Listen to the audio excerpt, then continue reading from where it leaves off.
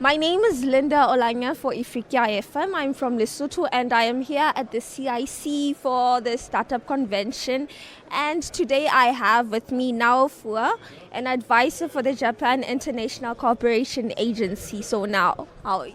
Good, how are you? Thank you very much. I'm good. How's Algiers so far? Algiers so far is nice, but very cold.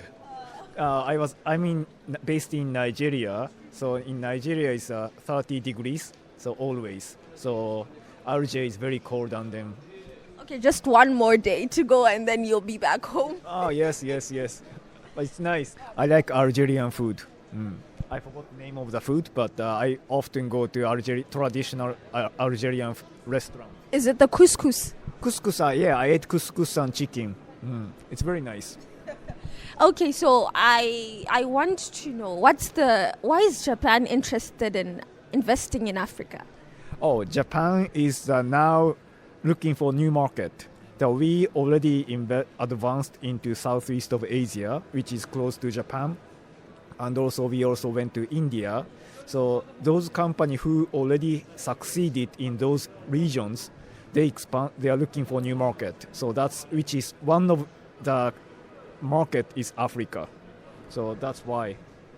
So what exactly are you guys investing in? Oh, it depends on the company, but in terms of startups, they do invest into the clean tech and also the agri-tech and health tech mainly.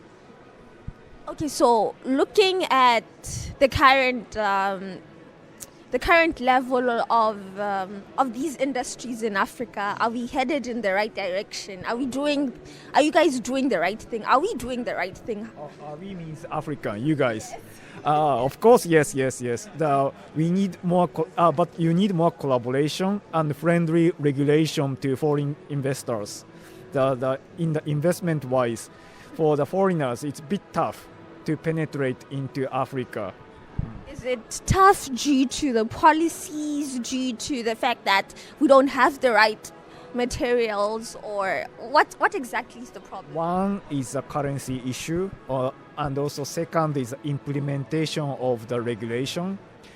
And third is the sudden change of regulation. So all about regulation, but you need a friendly regulation and stable regulation. That's the point. Like in case of Nigeria, sometimes in policy on regulation, repatriation of currency from Naira to USD looks easy, but in reality, repatriation back to home country is sometimes difficult. So that's the issue.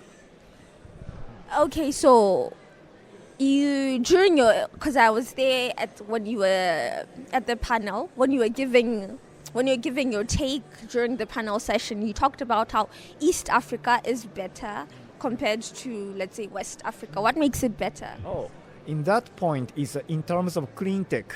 Yes, the East Africa is much better than the West Africa. West Africa meaning the Nigeria and Ghana, those countries, because East Africa, they have more the friendly regulation to the foreigners and the Europeans and the Asians.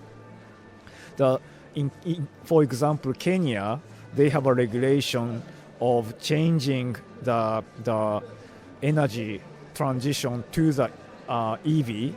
So they have many friendly regulation to the EV. In Japan and China and European company, they have technologies in EV sectors, electric vehicle. So we can more easier to provide technology to those countries. Okay, so the reason why we had this conference is to also highlight the fact that by 2050, we want Africa to have reached a certain level. Looking at your investments, looking at the current situation, and looking at the startups that are there, is everything okay? What's missing? One important point in Africa is, depending on how you look at Africa, what's missing and what's most important in Africa is digitization. stage. So everybody talking about AI and high technology, that's also important, but by utilizing AI, the digitization of current situation is more important. It's very basic problem, but when you go to hospital, when you go to farmers, all data is still paper-based. But if you have digital data of all those data, you can easily go to next stage. But it's not profitable market, but it's necessary. Okay, I asked you a question before the interview. Which startups are your favorite in terms of profitability, in terms of accessibility? My favorite and profitability in terms of that collaboration between Japanese corporate and startups in Africa, my favorite is agri-tech, health tech, two sectors, because the why is the Japanese, as I said, Japanese corporate are looking for new market. So Africa is promising new market, but for Japanese corporate and foreign companies accessing to Africa, selling new product to Africa is very tough. But the startups is complement. They can serve as a platformer for this market. So they have in agri-tech, for example, they have a network of tons of network of farmers. For health tech, some startups has a network of drugstore, hospitals. By collaborating with those startups, Japanese company or foreign company, they can sell their product and service through startups. Okay, so can you give us like an example of like a business a startup that focuses on let's in the agri-tech. For example, in Nigerian startups called Zoacell. Zoacell has a network of 2 million farmers in Nigeria. Then, as a Japanese corporate called Mitsubishi Corporation trading company, they want to start the leasing business of used agriculture machinery used in Japan. So they bring those machinery to Nigeria. They want to do the new business, rental business of machinery. But they don't have access to farmers, right? So they collaborated with agri-tech startups in Nigeria. Then they provided agri-machinery to farmers via startups. Okay, we've talked about Nigeria, we've talked about Kenya. What other countries are you collaborating with? Oh, South Africa. At this point, South Africa, yes, we have Japanese company, IT company called NEC. We are now have open innovation program with NEC and South African startups. That's also one collaboration opportunities.